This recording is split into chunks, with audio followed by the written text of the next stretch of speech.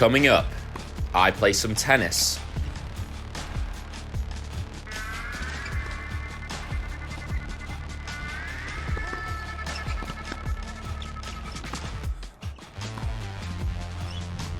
We drink a coffee, and Ella licks an ice cream. So week 2 of the UTR PTT in Barcelona actually started with a day off, so me and Ella decided to be massive tourists and explore the city. So the main Christmas holiday in Spain is the Epiphany, which is on the 6th of January, which celebrates the three kings giving presents to the baby Jesus. Who would have thought that you'd be getting this amount of education on my channel? But anyway, presents to the baby Jesus means no tennis. The club was actually shut, so we couldn't practice. So we decided to head out and see the Basilica, which was pretty crazy, and Ella was doing her best for a souvenir. But there was only one thing that I was really interested in. I'll be honest, it wasn't the worst view that I've had while having a coffee. It's weird, I feel like coffee in other countries is just so much better than the UK. I don't know why. Like that one was ridiculous, wasn't it? It was very good, like very strong Italian coffee. Like it just seems to kind of hit you differently, and I don't know what it is. Yeah, if anybody's got any answers for that, like let me know in the comments. I've got no idea why, but it just seems to be better, especially in countries like Spain, Italy, Portugal, and it's so much cheaper as well. Like in the UK it's like £4 for a coffee, whereas the ones here are like less than €2. So I don't know, maybe we're getting things wrong. Maybe we need to learn from the coffee culture in Europe. Ella's just obsessed with tat. So after managing to pry Ella away from buying any more useless tat, we decided that it was probably lunchtime. So I promised Ella a sandwich and an ice cream just to get her away from the souvenir shops. I have to say the quality of the food here was pretty good, and it was all really well priced. What are your thoughts on that? That looks incredible and I'm very excited. It looks about as ridiculous as you. If you were an ice cream, that's what you would be. Basilica on it as well. Yeah, very cute. Yes. Panicking me, you're panicking. You can't just stand there with the ice cream, you have to lick it. No, I need a picture. You know what's great though? Even though my nails are ruined, the thumb's still okay for the photo. It's gonna melt, you can't. Okay. Some explicit content right there. I don't get paid for doing that, I No, should really. do. 1 hour later. Still not finished that bloody ice cream, huh? It's too good. It is very good, actually. Third of the day. After a whole day of admiring this monumental structure and occasionally looking at the Basilica, Ella decided that she'd had enough and it was time to go for dinner. Fortunately, we found a mall. I just found something amazing. What is it? 1 second. Do you want to share it with us? I will. For €2,000, I think, I can get a pink folding reformer. Whoa. I'll put it on the list. Or in matcha green. I like the matcha green. I'll put it on the list. Can I have that for Christmas, please? Yes, Thank you. 2025. 5.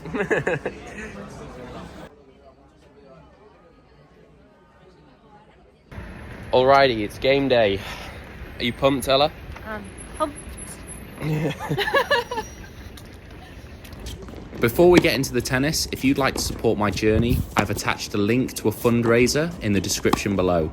I really appreciate any support I get, and it really helps me to continue my journey and also keep bringing you guys content. So, let's get into the match. So my opponent was Diego Flores from Chile. He was ranked around 600, and I'd actually played him before in a Futures in Portugal about 2 years ago, where we had a pretty epic battle and I managed to squeak it 15-13 in the third set tiebreak. So I got off to a pretty slow start and he capitalised on that, playing some very aggressive tennis. Recently, I've been struggling for a bit of form, but I'm determined to find a way through it. And each match that I'm playing, I'm feeling better, I'm making better decisions, my match fitness is getting better, and my confidence is growing. So even though I'm 5-1 down, I'm still trying to fight and get back into the match. As you can probably hear on the camera, it was very windy. Not conditions that normally suit me, but I've got to figure out how to play when it's like this. I'm not going to be playing indoors at David Lloyd on the carpet every week. So the score did get a little bit stuck. It wasn't 5-1 at this point. I was actually about to take the lead in the second set, as you'll see on the score in a second. In the second set, I really started to pick up, played a lot more confidently, my serve got better, and I was finding that my court position was far more aggressive, especially on second serve returns. So these conditions were actually pretty slow, but relatively quite high bouncing. So height and depth were really effective weapons. And the wind was pretty strong and it was blowing quite aggressively to the right of the court. So I was just really wary of that and adjusting my margin, so I was pretty much always hitting into the wind. Tennis is a game of margin, and especially when there's difficult conditions, it's really important to almost give yourself more margin. But obviously when I had the chance to attack, I was going to use that wind to get a little bit more angle and get my opponent off the court that little bit more. I'm starting to develop some real confidence in my forehand at the minute. Just trying to commit and go after it each time, letting the hand go loose, being aggressive. So after my opponent capitalising on some untimely errors in one of my service games, I went a breakdown, so I was 4-2 down in the third set, but still fighting.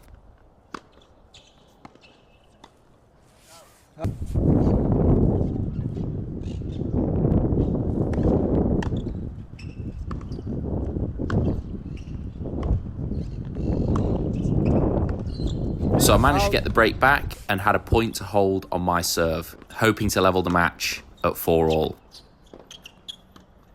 Quickly denied by a pretty ridiculous drop shot.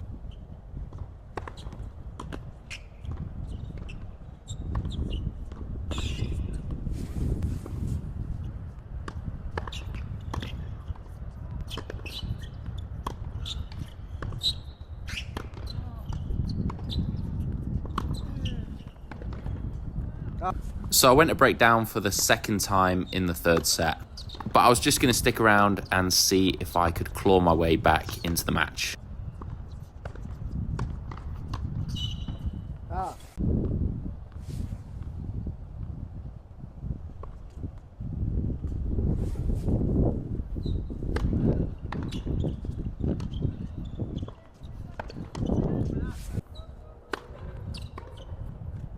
Juego, set y partido, Fernando Flores. 2-1. 6-1, 2-6, 6-3. So lost the tight 1-3 to a very experienced opponent. I was pretty happy with my performance, but very disappointed with the loss. I feel like I'm close to playing well, I just need to win some matches. So of course I kept up with tradition after the match. Coffee here's too good not to. The cake sellers, by the way.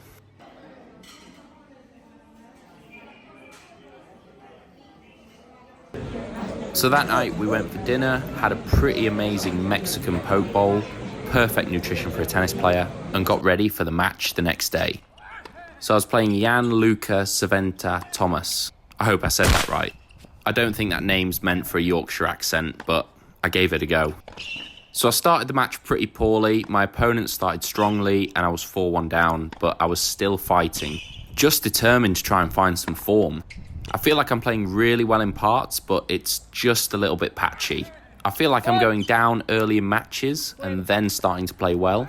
I need to be far more switched on at the start. In the second sets, I feel like I'm playing pretty good. Toilet. Yes, sure.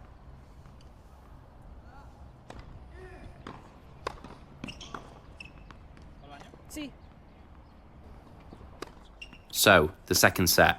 I decided that I was going to try and play aggressive, but with a lot of margin. Trying not to give away any errors.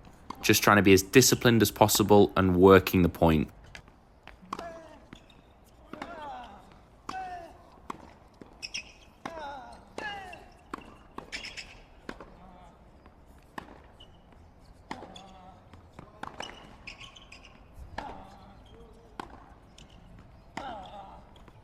My opponent was pretty solid.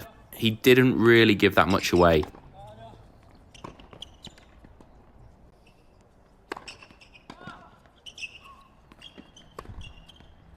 So this year I've decided to play more UTR events. I think they're so good for the pro game because they give the players an opportunity to play a lot of matches, and they also give really good prize money. Comparing them to futures events, where you're struggling to break even, probably every week you're going to lose money, even if you're near enough winning the event. This is why I like the UTR format, and I think it's got a lot of potential.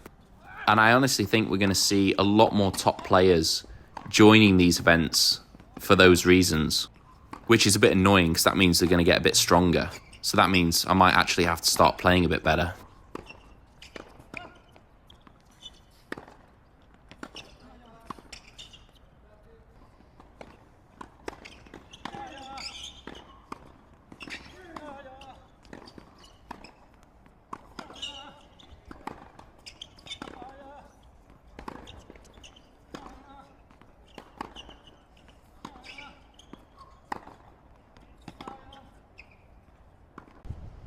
So, a breakdown in the second set.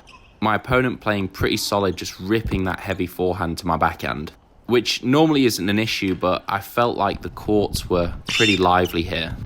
I'm very used to people playing high to my backhand and normally deal with it pretty well. It's actually one of my stronger shots.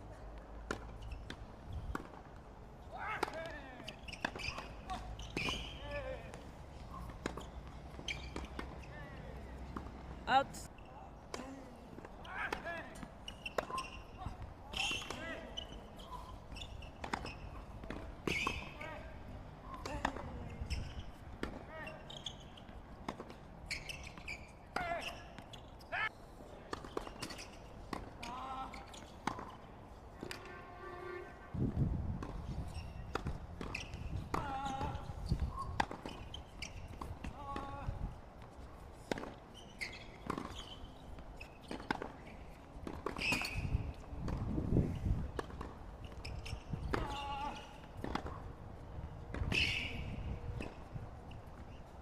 Out.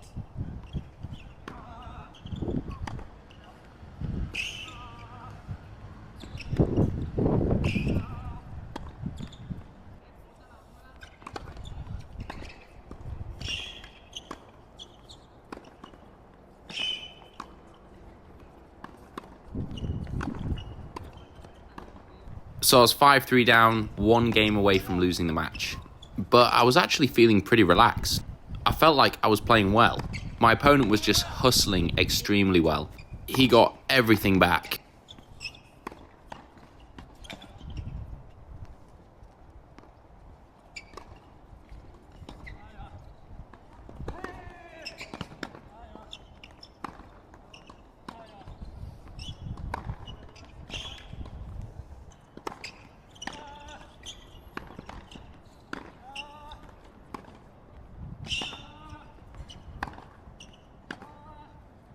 So I managed to hang on to my serve after saving a match point.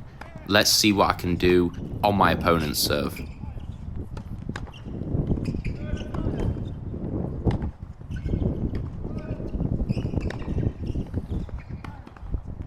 Out. My plan of trying to take the ball early was working pretty well. I was just really wary not to move forward too quickly because my opponent moved extremely well and passed well, so picking my time to come in at the right time was crucial.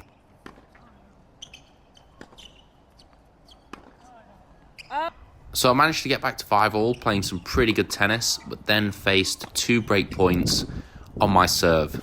Managed to save one with a big forehand, but eventually got broken. Now my opponent was serving for the match again.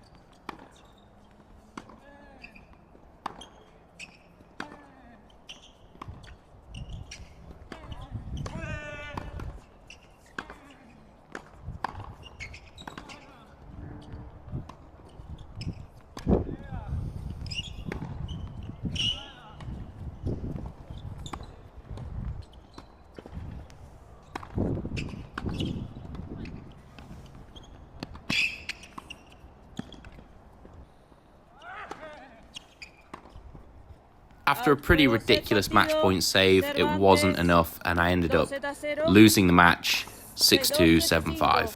But credit to my opponent, he played very well, fought very hard and made it very difficult. I know that at some point I'm going to find form and start winning matches.